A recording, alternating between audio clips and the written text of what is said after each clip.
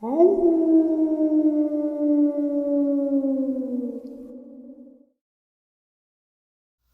and salutations, everyone. I hope everyone is doing well. Welcome to tonight's second bonus. Before we jump into it, a couple quick links. As many of you know, I rely on Patreon, PayPal, channel membership, and the merch to help the channel to continue to grow and go. Links to Patreon, PayPal, and channel membership is in the description below, the merch displayed directly under the video. Also, Dogman, Frightening Encounters, Volume 1 through 3, the audiobook versions. They were written and researched by Tom Lyons, narrated and produced by me, Jeff Nadolny. Those audiobooks are available on Audible, Amazon, and iTunes, links to which are also in the description as well. And finally, last but definitely not least, if you'd really like to help support the channel to continue to grow and go, simply subscribe. It does not cost a cent. Click the like button, takes half a second.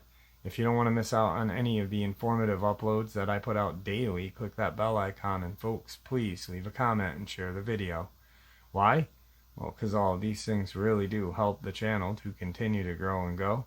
They definitely do matter, and they are appreciated. And with that, I have taken far too much of your time. Let's jump in to today's second bonus, shall we?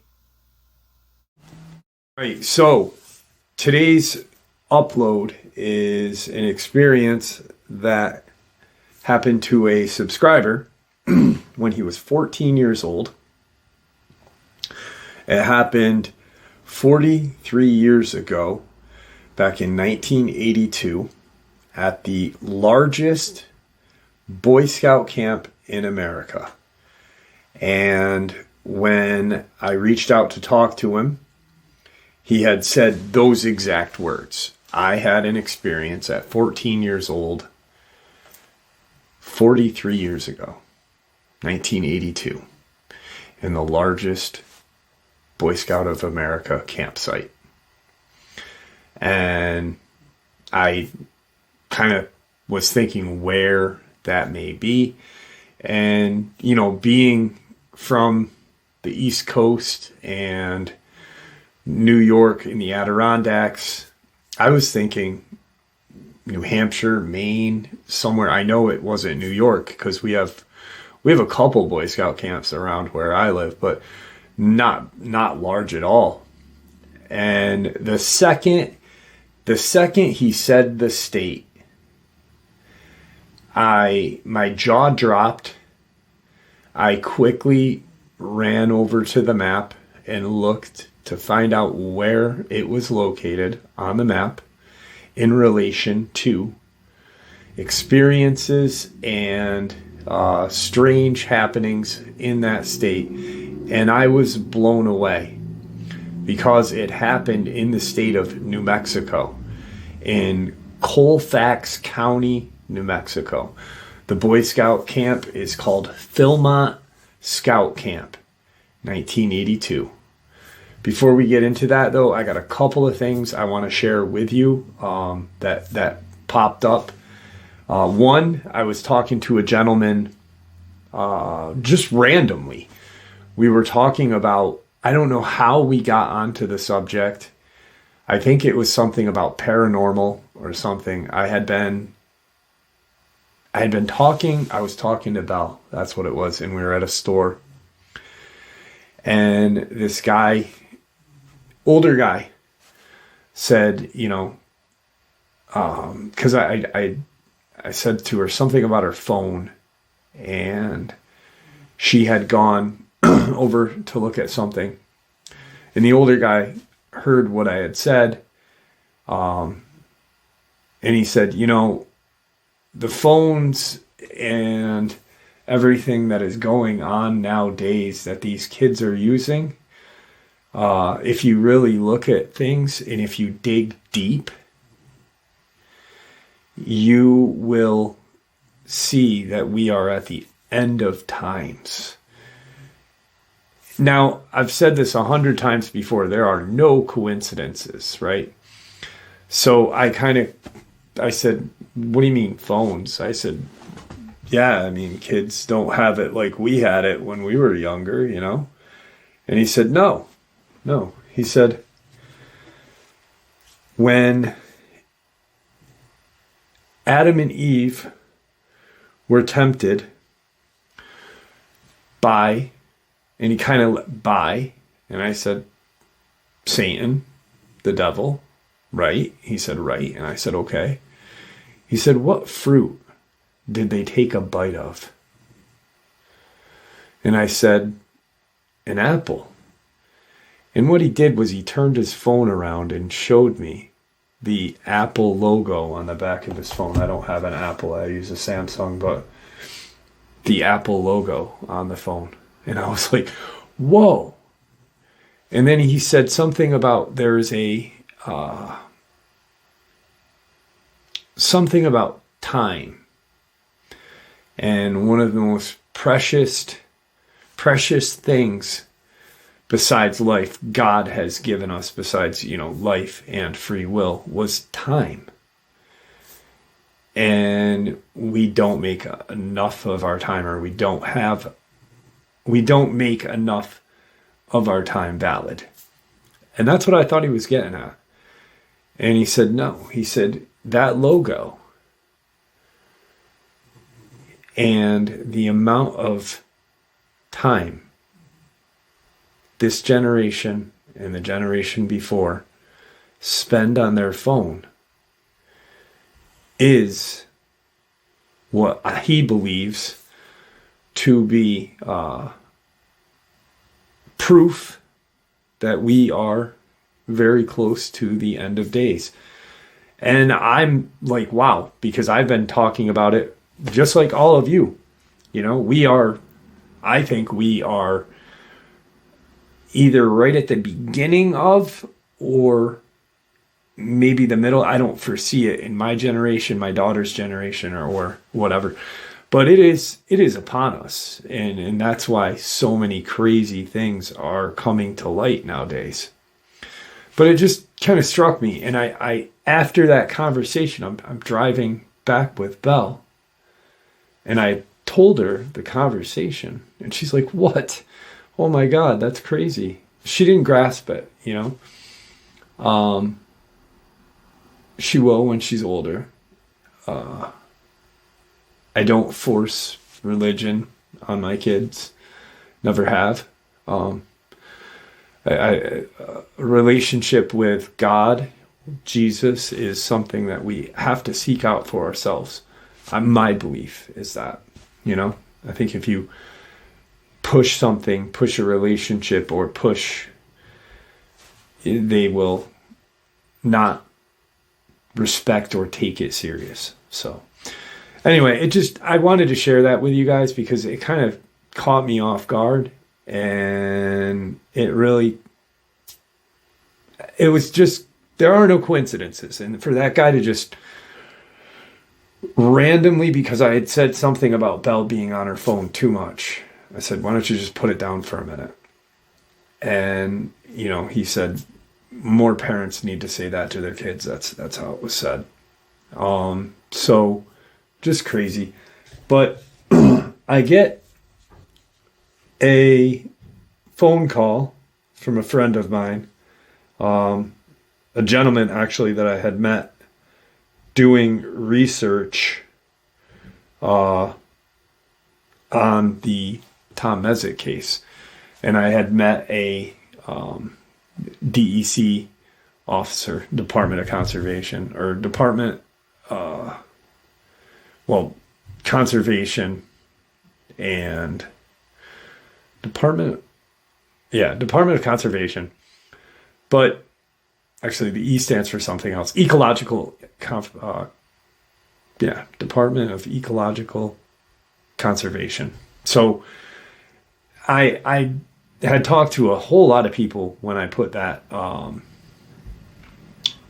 kind of research video that I had done when I had interviewed all those people that were involved in that case. But a gentleman that I know and I periodically talk to, he's actually trying to get me a map of the search grid right now. I was talking about that the other day. But he said, Jeff, there's something that I thought you may find interesting, and I want you to look into it. he goes, I'll get some info for you on the case and what all had happened, but I think you may find this very interesting. And I looked it up, and sure enough, I did. So, man found deceased on hardest upstate New York hiking trail. Man was found in the upper Hudson Valley in what is considered the most challenging hiking trail in the tri-state area. On Tuesday, New York State Police and the New York State DEC both confirmed the death of a hiker in the upper Hudson Valley. On April 24th, at around 7:15 p.m., forest rangers responded to a call for an unresponsive subject approximately 1 mile up West Kill Mountain. Forest rangers soon found the hiker and confirmed he was indeed dead. First responders recovered and removed at 12:15 a.m. New York State Police are continuing to investigate. New York Police say troopers arrived at Spruceton Road in the town of Lexington at around 6:45. A group of hikers had found an unresponsive man on the Devil's Path Trail. Police pronounced him deceased on the scene. No foul play is suspected. New York State Police told Hudson Valley Post in the press release. Police identified the hiker as 50-year-old Linhu Jin of Palisades Park, New Jersey. Cause of death is not released. He is survived by a wife and daughter. Devil's Path is considered one of the most challenging hiking trails in the New York State or New York tri-state area. Do not be like my friends and me who decide to go unprompted hike up Stetson Mountain in Pine Plains with little to no preparation whatsoever. Learn from our mistakes and consider these things before hiking. And that was just someone that had commented. So West Kill Mountain in Devil's Path, just kind of strange. And so I am going to look into that, but I just wanted to share those two things with you quickly, because in my eyes, there is no coincidence, and any kind of news in the Adirondacks of hikers being found strangely deceased is I want to immediately look at, actually in any state, to be honest with you. So let's get into this experience. So 1982 in Colfax County, New Mexico. Subscriber, 14 years old at the time. His name was Grant, excuse me. And he was at the Philmont Boy Scout camp. I guess this is the largest Boy Scout camp in America. At one point, it started out like 80,000 acres, and it's something like 140, if I'm not mistaken. Now, when he said New Mexico to me, like I said in the earlier part of the video, I immediately got up and looked at the map, and I was like, whoa, Colfax County is side by side to Taos County. And then you keep moving on and you get the Archuleta Mesa, Dulce, and it's all kind of in that area of the upper region of New Mexico. And I really truly believe that region, there is something strange that is going on there and has been for a long, long time. There's a lot of paranormal energy, I guess would be the best word to put it. You've got Taos, which has that strange kind of hum. And it's I don't believe it's detectable. Like, I don't believe you can record it. It's obviously detectable. People can hear it. But for some reason, I don't think it's ever been recorded. I may be wrong. Last I knew, when I was looking into it a couple of months ago, the internet said it hadn't been recorded. But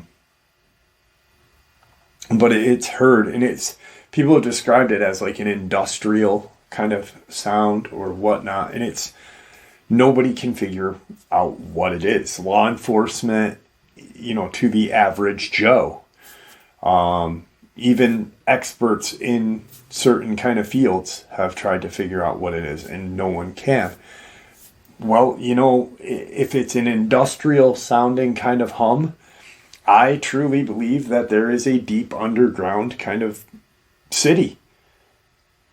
Not a base, a city. I think Dulce, the base that was the Dulce Wars, I think they only got a bit of it. I think if they had traveled and went down those tubes, they might have found this deep underground city that extends a large chunk of the upper or the northern part of New Mexico, lower southern part of Colorado. Now, so I didn't know anything about Colfax County. I've never even, I've always looked at, as of recently, Gila National Park or National Forest with the cliff dwellings. Obviously, Dulce, the Archuleta Mesa, Teos, Albuquerque. And, but this area is a hot spot for paranormal. Apparently, there is a lot of paranormal experiences and sightings of specters, spirits, whatnot. So you've got this huge chunk of isolated land that is owned privately by one of the largest corporations for children or young boys. It's not so much anymore looked upon, but back in the 80s, everybody was a Boy Scout. Even I was a Cub Scout, Weeblo, Boy Scout. Then I was a adventurer or something. I forget what that was that we went and did after Boy Scouts when my troop kind of collapsed upon itself. And so never heard anything about this, but apparently after talking with Grant and him telling me that there's, a lot of paranormal stuff, that, there's ghost towns and such. And it's also got a pretty large concentration of state parks there. So news to me, and I'm wondering how much more of New Mexico are we going to find that has these kind of strange connections to, quite possibly, this deep underground city that I believe is there. And I don't have my tinfoil hat on. I really, truly believe that.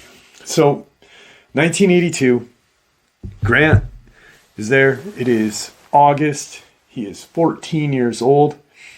And the majority of the camp has cleared out. Summer camp is kind of done. And he's volunteered to stay, help, clean up, do whatever. Because being one of the largest Boy Scout camps in America, a lot of different troops from different states will go and stay and camp there. Grant, being from New Mexico, has a connection to this piece of Boy Scout land and history. So he had volunteered to stay a couple extra weeks and help with the cleanup, help with prep and this and that. Him and a couple of his buddies had been talking about a group of kids that apparently had found a couple years prior, and this is like Boy Scout kind of lore or whatnot. Anybody that was in the Boy Scouts will know exactly what I'm talking about. You go to a Boy Scout camp, and that Boy Scout camp has got its own haunted lore. You know, we up here in the Adirondacks, our Boy Scout camp, the local one, is called Camp Waukpomini. And we have what we called the Hairy H-Man. And around Camp Waukpomini is all these old coal mines. It's in the mountains.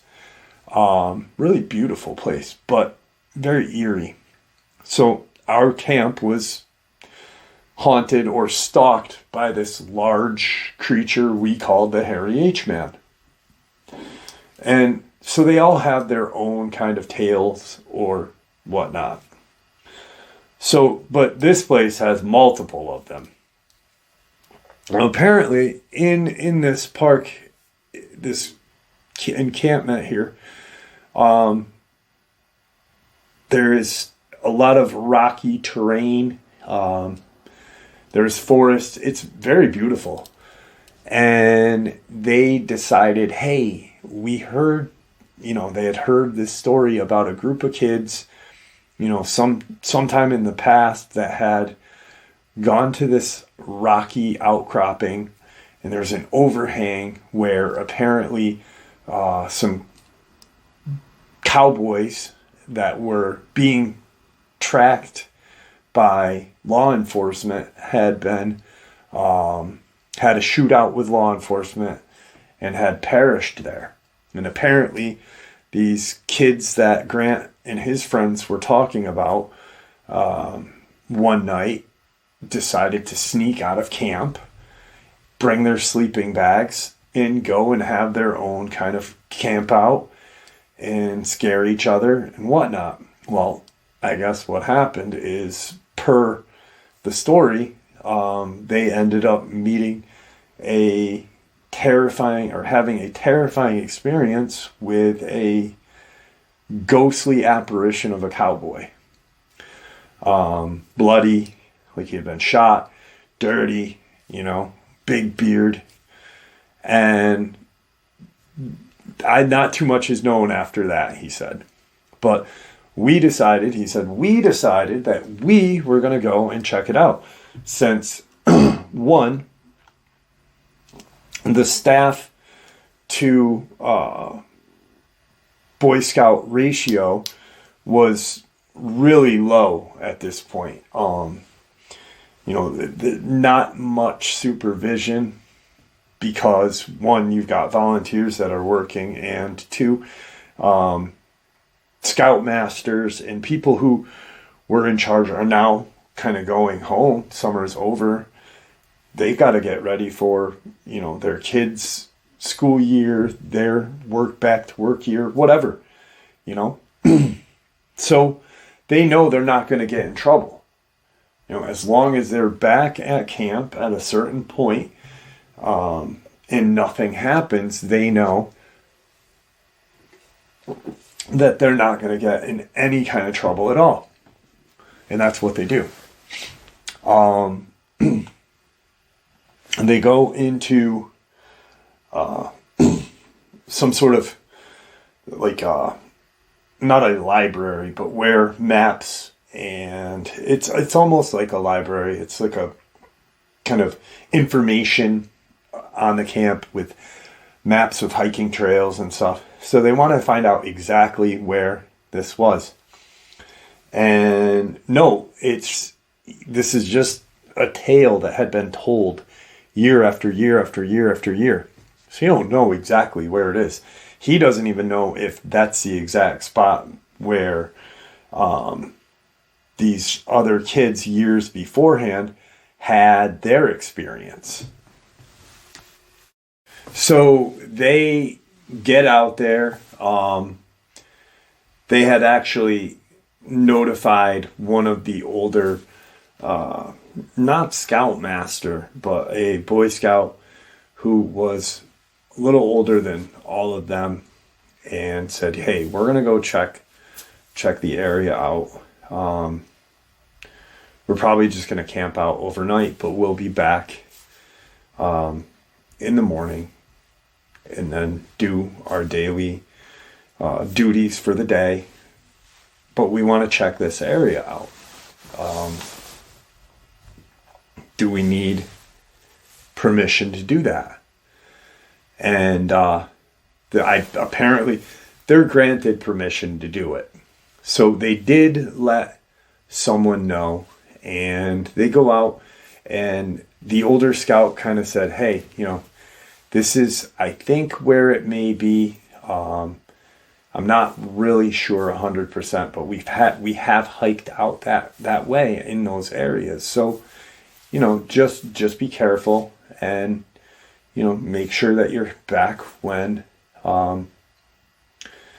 it's time to have chow and whatever, and then go about your daily duties. So they do, and they get there. It's around 5-6 o'clock at night. Still early enough where you've got some sunlight and stuff, and they do believe that they found the area. And there's all kind of these overhangs, and in these overhangs there's kind of like these kind of caverns and crevices all throughout this rocky terrain. So they're like, this is awesome. We can just camp under this one large kind of overhang. We won't have to worry about if it rains, and we can start a fire. And that's what they do. So they end up camping out, and at that point, the first night they had gone out there was 3 of them. So Grant and 2 of his friends. Now, as the night is carrying on, nothing happens. It's very quiet, very peaceful. They've got their fire going. They've got all their gear set up. And they all kind of crash for the night. In hopes of being awoken by this specter of this cowboy.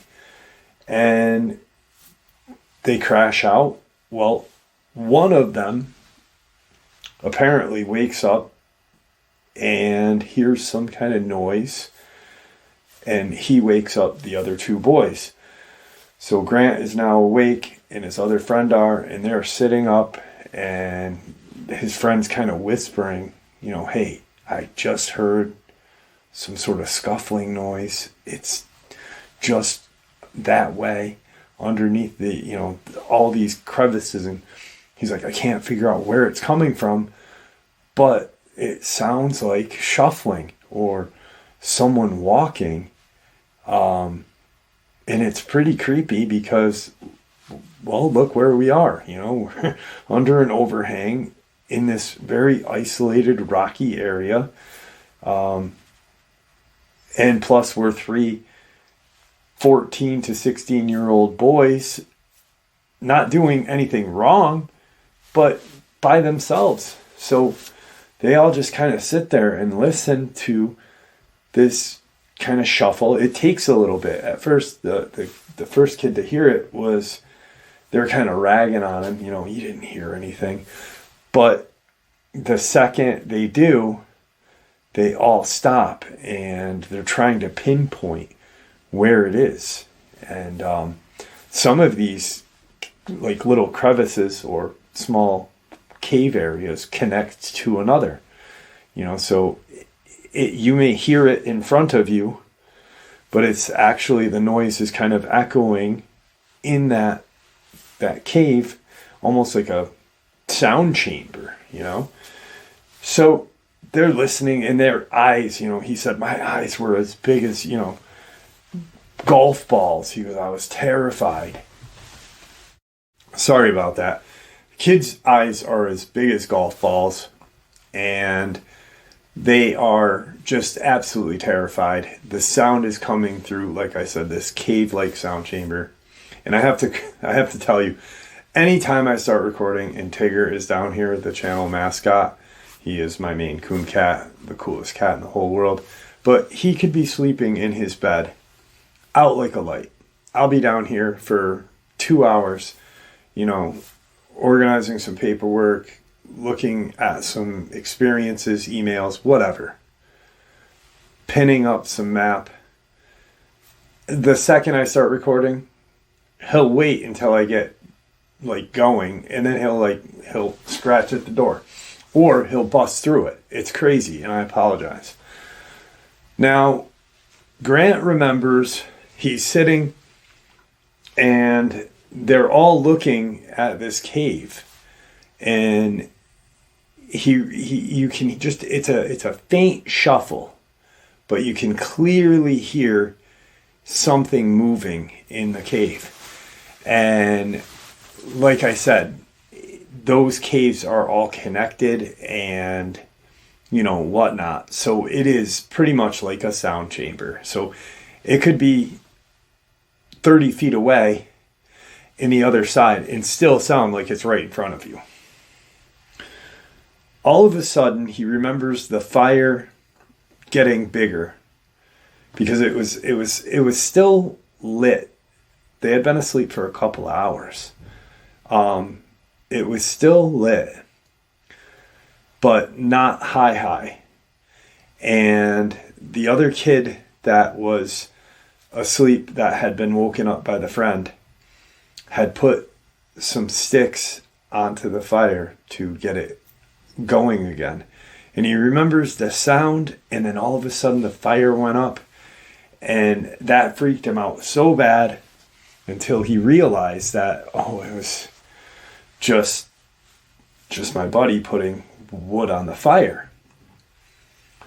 Now, they sat there for a good hour and 20, hour and a half, and it was, just listening to this faint kind of shuffle. There was no other kind of noise. There was, no growls, no bird noise, no anything, no moans, nothing. And apparently in the ghost story that they had heard, there had been moans from the cowboy, like he had just moaning like he had just been shot or whatever. So they're just in complete terror. They eventually end up just getting too tired. They realize, hey, maybe it's an animal. Let's just move back away from it and get the fire going a little better so it'll burn through until it's almost time to get up and the light's out. Now, they do fall asleep, and morning time comes. They wake up bright and early because they got to get back for breakfast and their daily duties. They all kind of look at each other freaked out. They roll their sleeping bags up and they walk to the entrance of the cave, and they look in, and one of them says something like hello. No response, nothing. They're looking around to see if there was any kind of human footprints, and there was not. So they kind of chuckle it off, thinking, well, maybe it was just a small animal. Maybe it was, a couple snakes that were in the sun all day and then had gone in there for cover or whatever. And that's that shuffling noise. You could hear them kind of wiggling together for body heat. They get back to camp and they go along, they have breakfast and go about their day, taking down stuff, cleaning stuff up, and they start to, Grant and his buddy, the one that had put the firewood on, start to tell everyone that they're friends with, and it's only a couple people, But hey, you know, like last night we were there and we heard this shuffling sound. Grant said this to me. He said, I purposely looked at my buddy that was with us that night and kind of gave him the nudge to like, don't say anything. But he said the fire went up and the noise was out there and it was just so scary. So now the couple of buddies that he had are just really ready to go. They want to now go on this adventure. They want to hear the shuffling noise. They want to see this fire light up and get bigger, when no one's near it. So they make the decision, hey, all right, we'll all go again. This time, let's bring a couple better, some more flashlights, whatever we need, pocket knives. And, you get 6 Boy Scouts with pocket knives and your world's over. No, I'm just kidding. But you know what I mean? They feel safer, obviously, 3 kids to 6. And they all have that, trusted red Swiss Army knife in their pocket, and they say, all right, we'll have to ask the head of our troop, and he is working on his Eagle Scout, so we have to wait until, after that, but we'll figure it out. And they end up going out there the next night. All right, so to set the rest of it up is now they all worked all day. They told their friends, yada yada, and they find the older scout who is in charge of them, but not really. There are scoutmasters still there, and at that point in the early 80s, there was a ranger station kind of connected to the scout facility. So there was a park ranger on scene, and he thinks that it was because the Scouts of America said, hey, we'll build you a cabin just so they could have technically some sort of like law enforcement there. But also you've got state parks all around this area, so it makes sense. He doesn't know if there's still a park ranger office there, but at that point in the early 80s there was. But they find out, they can go back out there. Just, the older scout says, I'm going to walk out with you guys. I want to see this place. I remember telling stories like this. I want to see if it's the same place that, we hiked out to one day. And, maybe I can show you some things in the area.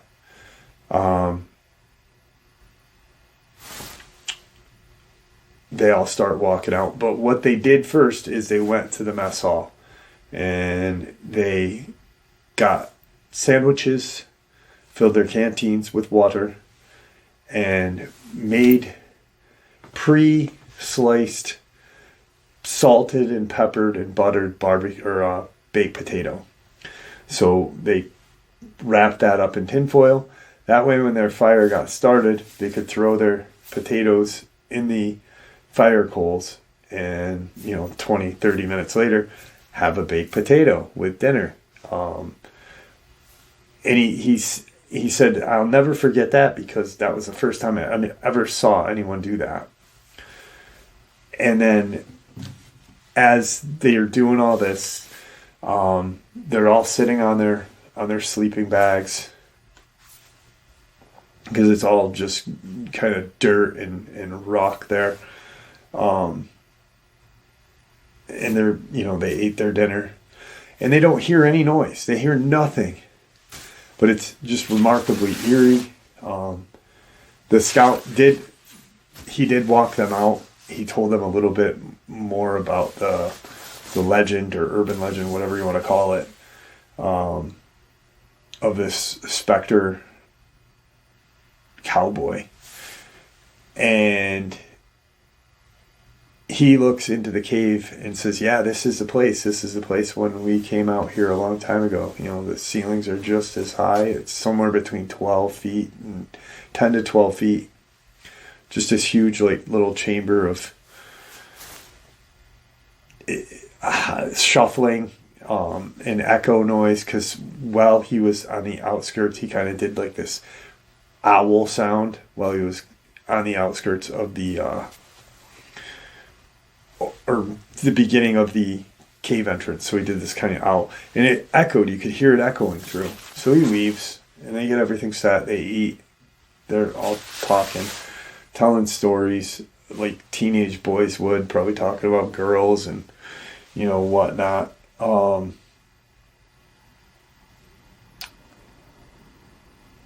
Next thing, they're all asleep. Grant remembers saying to himself, don't fall asleep. I want to be able to hear it coming in and helping you. So they get everything set. They go to bed. And next thing you know, they hear this just god-awful scream. They look, and what they see is this huge mitt of a hand with claws. They say mitt. He said mitt because it was so big. These glowing red eyes staring out of this cave at him. And their friend being dragged into this cave. Now, these kids are awakened to this. They immediately see it. And their friend is screaming. One of the other kids gets up and starts pulling on the sleeping bag. They hear this ripping noise. The kid that's in the sleeping bag screams even louder. Now, how it had him, it didn't have him by, like, the end of the bag. It had him by its shoulder. So he's trapped in there. So it's shoulder. Grant thinks that popping or strange kind of crunching sound was when it tightened its grip on his shoulder, because he could hear the pain. And it just pulled him in. His buddy's got it. Nothing's happening. The next thing you know, his buddy is gone. You've got 5 Boy Scouts looking, and their best friend is gone. They have no clue what to do. They're yelling. Now, crazy enough is when their friend is tugging on the sleeping bag to try to free up the kid in the sleeping bag and in this death grip. A few of the kids are throwing rocks.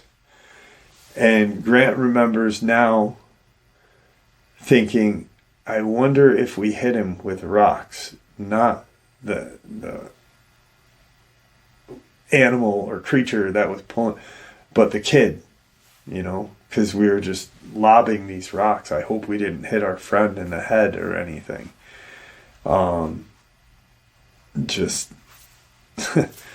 So they go back. They all run as fast as they can back to the campsite, back to the Boy Scout facility, and they wake up the Life Scout / Eagle Scout. They fill him in. He then goes and gets this ranger, and a few of the kids are just freaked out, crying, upset, shaking uncontrollably. It's, nuts. So they make the decision to call the state police. The state police come.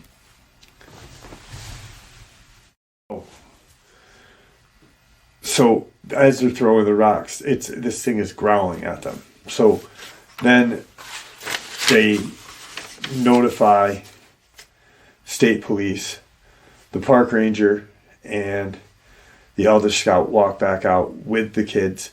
A few of the kids are at the nurse's station as well because they're having like a stress fit. So 3 out of Grant is one of them, and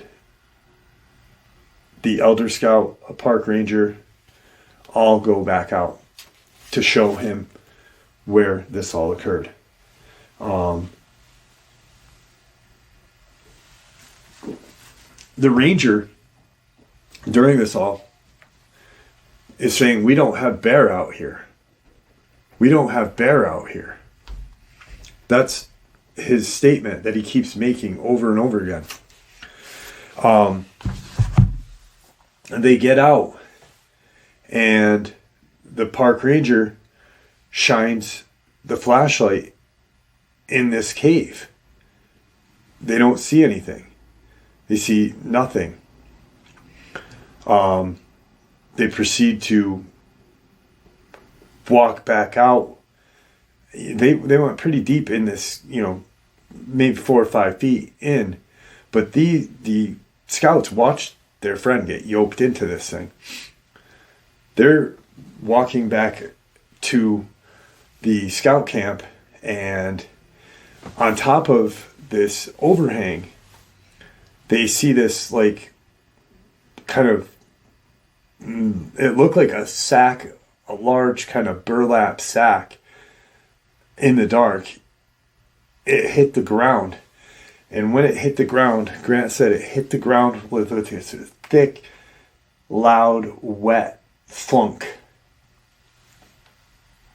And he said, I'll never forget that noise because it was so heavy and wet sounding that the ranger ran up and saw that it was this kid.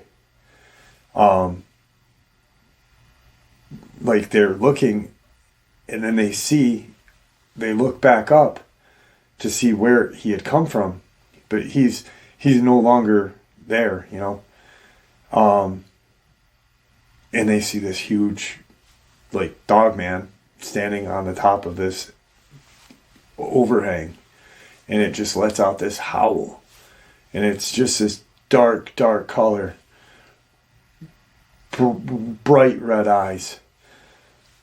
They scoop the kid up, and they all start to run.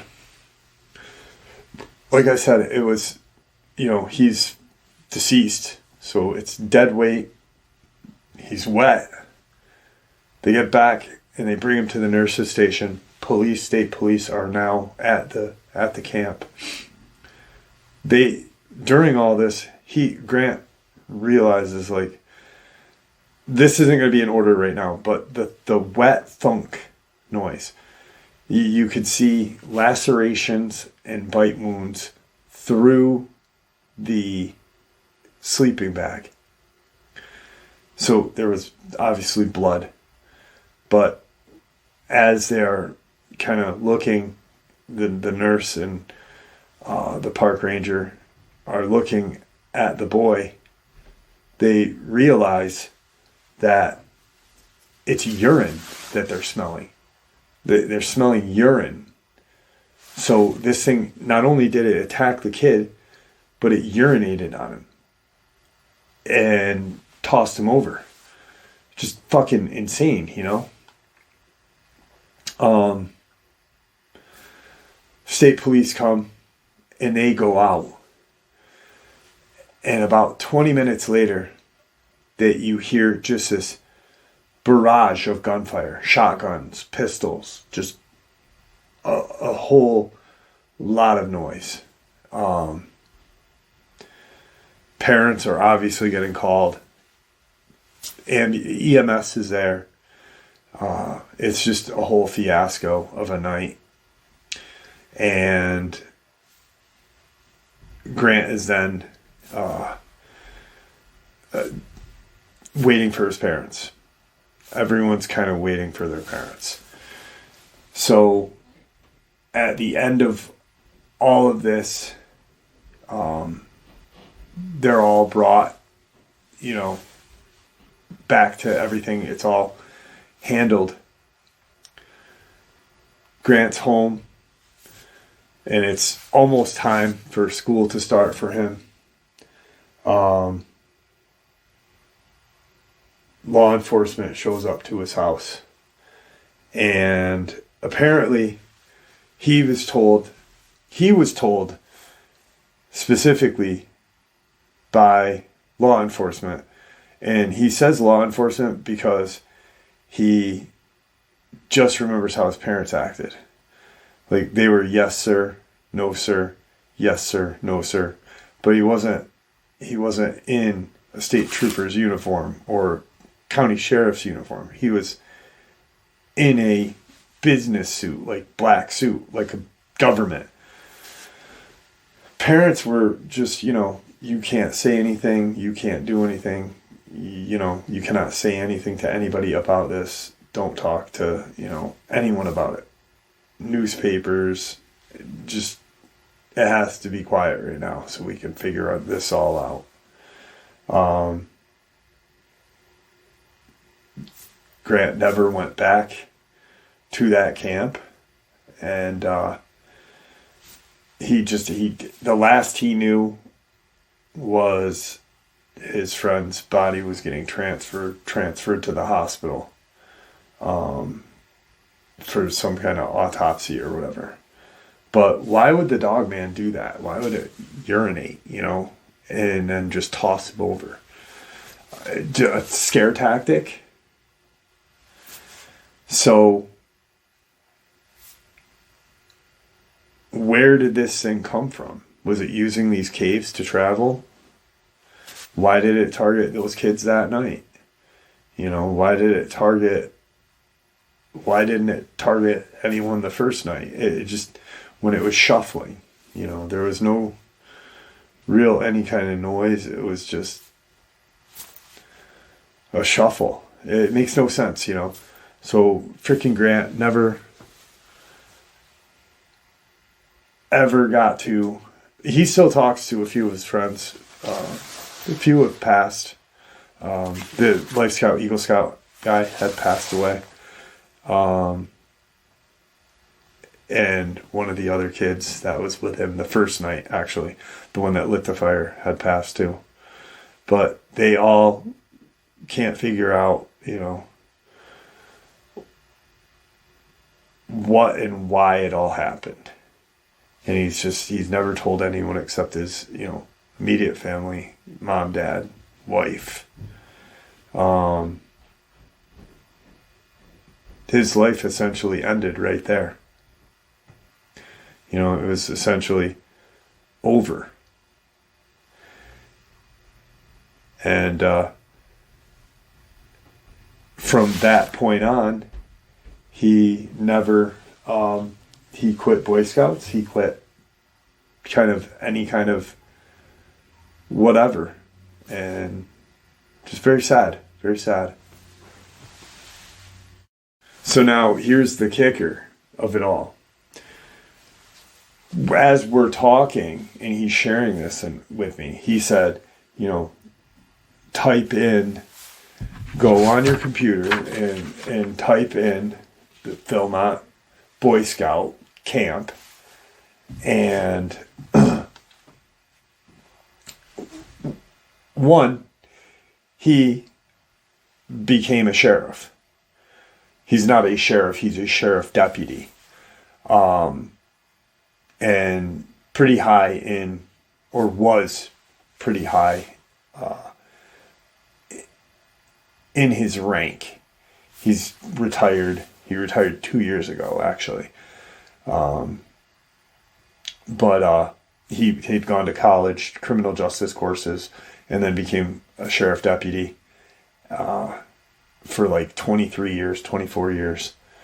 But he said that he has looked into this on his own and couldn't find hide nor hair of it. So how did they cover it up? What did they tell these kids' parents? What did they tell the kids' parents? Why didn't the newspapers? Did the Boy Scouts of America pay who paid for this to hide it? That was his main question as he's, getting older and older and older. And a sheriff's deputy. All of his life decisions after that were based on that. Because he wanted answers. As he aged, he wanted answers.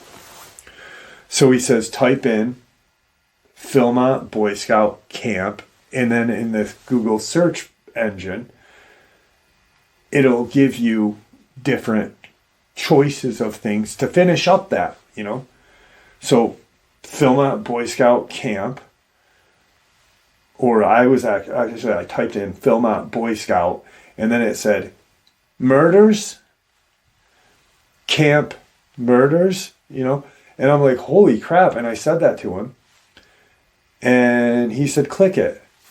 And I did. And he said, did that Oklahoma thing pop up? And I'm like, yeah. And he goes, you want to hear the kicker about that one? And I'm like, yeah, I know. I go, it's, well, we both pretty much said that, crazy enough, this experience really happened.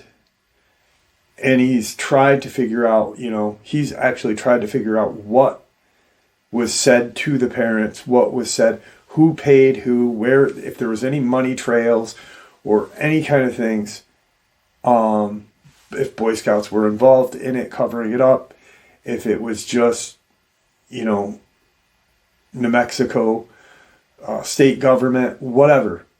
But he tried to, as being a sheriff's deputy, that's part of the reason why he went to college first, is so he'd have that extra, instead of just becoming a deputy, he had that extra, and then obviously he still have to go to law enforcement school or whatever, but he had 2 years of criminal justice under his belt, like forensics and stuff like that.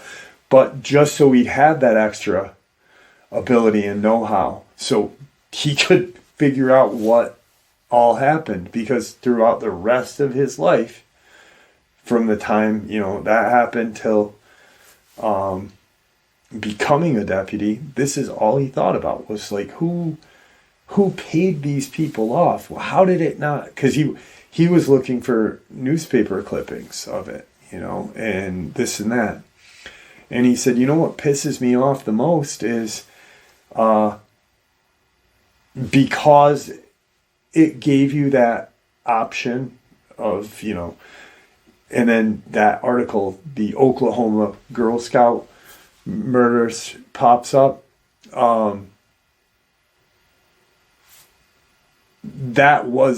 There's, I guess, and I can't say I guess, there is people that claim that was a Dogman.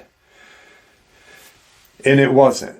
And he said, and that drives him nuts. He goes, that drives me nuts. He goes, because of what happened to us, what happened to me and my friends and that young man and his family, that, on top of what happened to those 3 Girl Scouts,